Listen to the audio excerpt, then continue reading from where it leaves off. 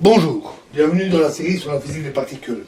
Alors, au lieu d'écrire la mesure d'intégration de la fonction de partition dans l'espace des phi x, on peut tout aussi bien l'écrire dans l'espace des phi k, puisque la transformation de phi x vers phi k est unitaire à un facteur multiplicatif près, qui est sans importance pour les fonctions de corrélation.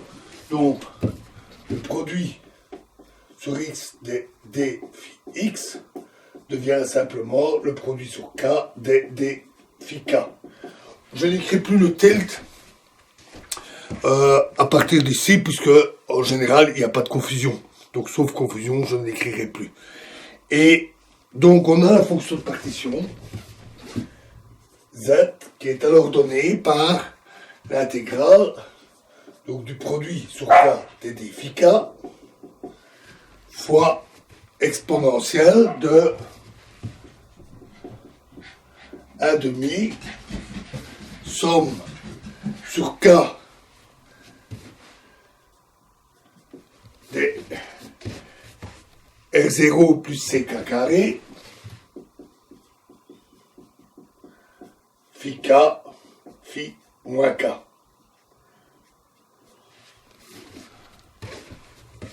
Plus, bien sûr, d'autres termes au-delà de l'approximation gaussienne.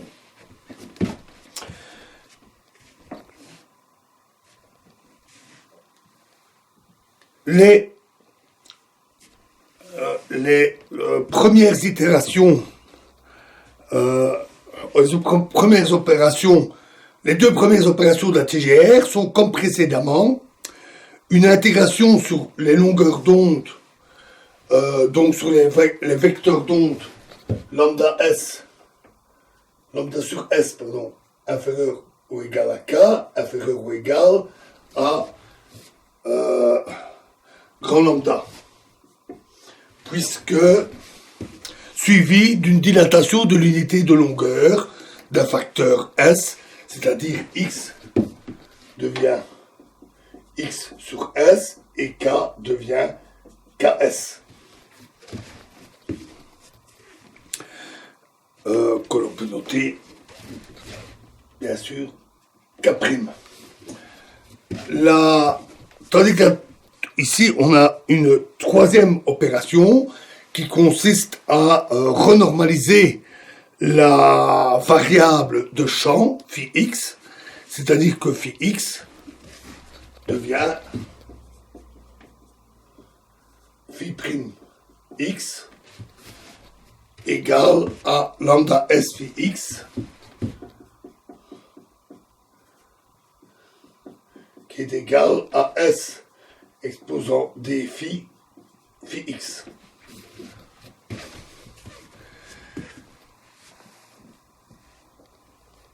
Dans l'espace des cas, on le déduit aisément par une transformation de Fourier, c'est-à-dire que phi tilde ou phi prime k prime est égal à l'intégrale de ddx prime sur L exposant d demi, L prime exposant d demi, en vous rappelant que L prime c'est L sur S,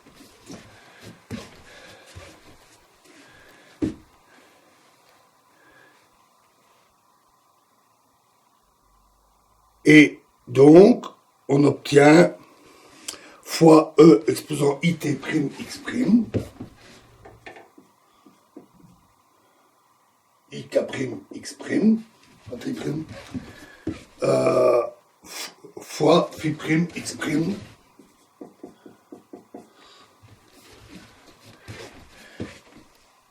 et donc cela donne S exposant d demi moins d demi fois l'intégrale ddx sur L exposant d demi de E exposant ikx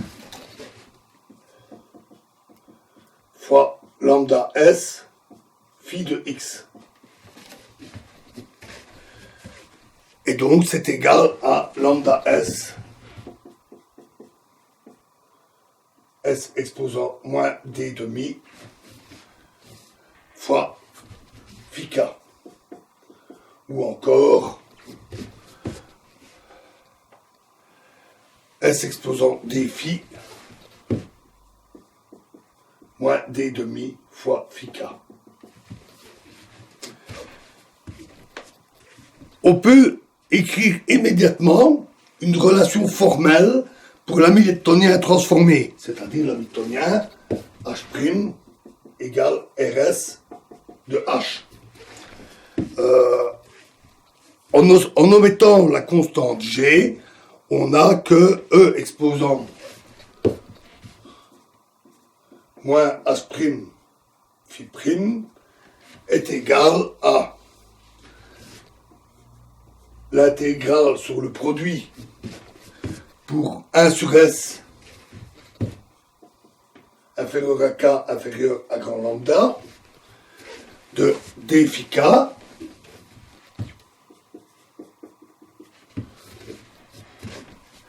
fois E exposant moins HK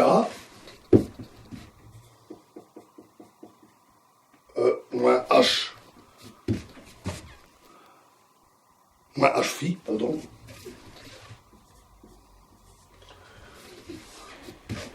calculé en phi k égale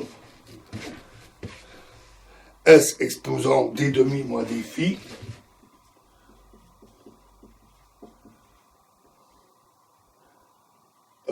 fois phi prime de SK.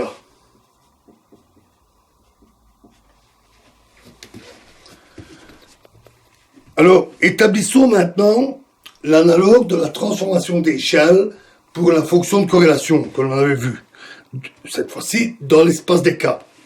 Cette relation est en fait triviale. En effet, si K est inférieur à lambda sur S, alors la densité de probabilité, E exposant moins H', donne les mêmes fonctions de corrélation que la densité de probabilité, E exposant moins H, puisque les vecteurs d'onde ne sont pas affectés par l'intégration du test ici. Et donc, on obtient pour K inférieur à 1 sur S, on obtient simplement G tilde SK mu prime, G tilde SK mu prime est égal à S exposant 2D phi moins D fois G tilde de K mu.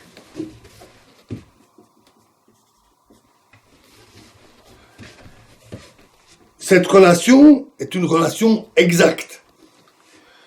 Alors, par transformée de Fourier, on obtient dans l'espace des X, une relation approchée, cette fois-ci valable pour X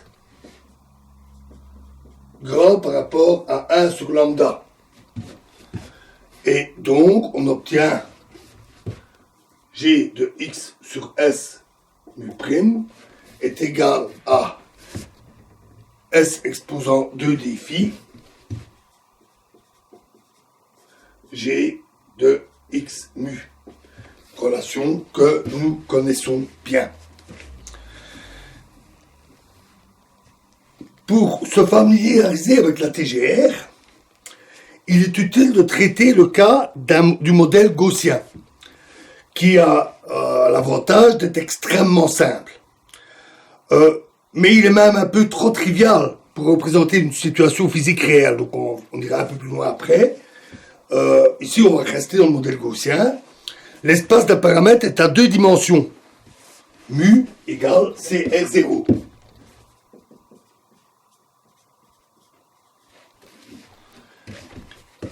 Et l'intégration sur d phi tilde donne une constante, étant donné qu'on a affaire à un produit de gaussienne découplé, avec, en rappelant que phi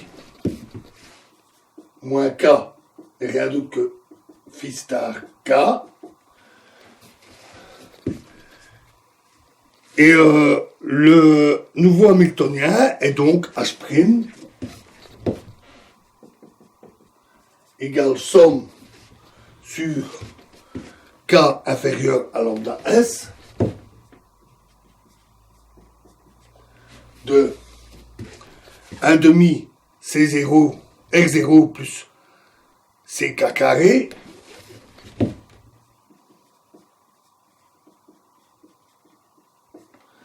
fois phi k au carré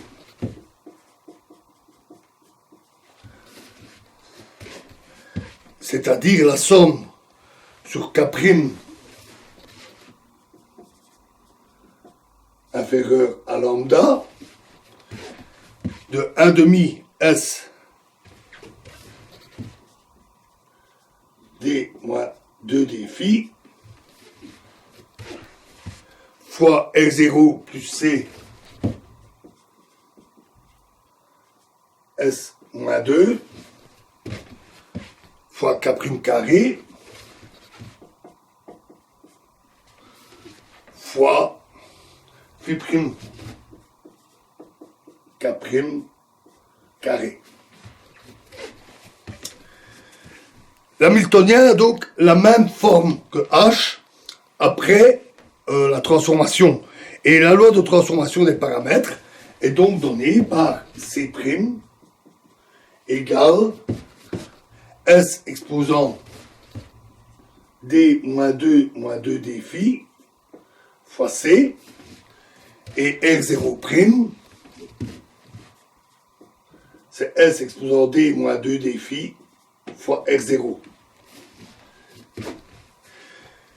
Ces équations nous donnent deux possibilités pour avoir des points fixes. La première, c'est D moins 2D phi égale 0. Dans ce cas-là, R0 est quelconque et C égale 0. L'autre possibilité, c'est D moins 2D phi égale 0 avec R0 égale 0 et C quelconque. Dans le premier cas, c'est un champ inessentiel et le point fixe correspond à un ensemble de sites découplés.